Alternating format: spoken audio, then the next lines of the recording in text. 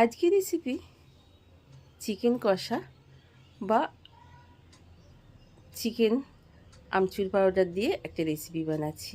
তো চিকেনটাকে ভালো করে জলে ধুয়ে থালায় তুলে রেখে দিয়েছি। এখানে আদা, পেঁয়াজ, রসুন এবং আম দিয়ে একটু মশলা বানিয়ে রেখে দিয়েছি। আলুগুলো বয়েস লাল লাল করে ভেজে রেখে দিয়েছি।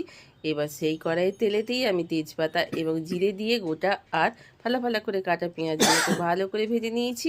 এবার পেঁয়াজটা যাতে তাড়াতাড়ি ভাজা হয়ে যায় আগে থেকে একটু নুন দিয়ে দিয়েছি। এবার হলুদ আর কাশ্মীরি লঙ্কার গুঁড়ো দিয়ে ভালো করে আমি পেঁয়াজটাকে ভেজে নেব। পেঁয়াজটাকে ভেজে নেওয়া হয়ে গেলে সেই পেঁয়াজ ভাজার সঙ্গেই মাংসগুলোকে আমি একটু ভালো করে ভেজে নেব।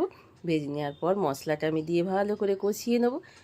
তো ভালো করে কষানো হয়ে গেলে যেই মাংসটা প্রায় সিদ্ধ হয়ে আসবে, নামাবার আগে শাহি গরম মশলা দিয়ে নামিয়ে নিলেই রেডি হয়ে যাবে আজকে আমার